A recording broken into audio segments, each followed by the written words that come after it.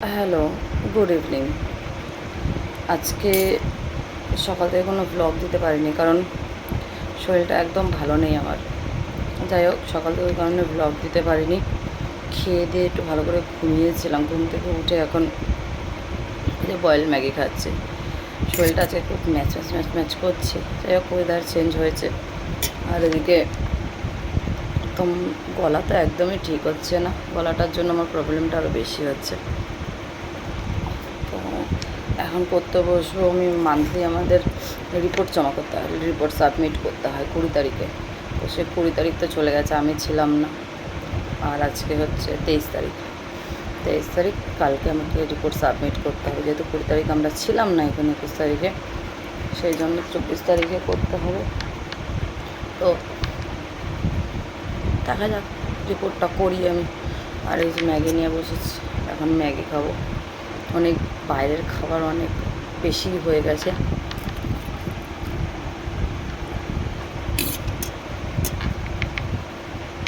এই জন্য এখন ম্যাগি নিয়ে বসবো। আর তাতানকে পড়তে বসাবো বলে মায়ের ঘরে গিয়ে মায়ের কাছে রয়েছে।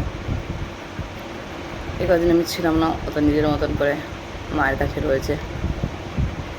বাবা মা তো ওদের চিরশত্রু, অন্তত পড়তে বসার সময়। আমি এখন ব্যাগ নিয়ে এসে রেখে দিয়েছি, আমি পড়তে বসাবো বলে, যেই কারণে ভয় চলে মায়ের কাছে গিয়ে বসে রয়েছে। এই ঘরে আসলে পড়তে বসাবো, মানে এই ঘরে আসলে বলতে আমি খেয়ে নিয়েই মুখে পড়তে বসাবো।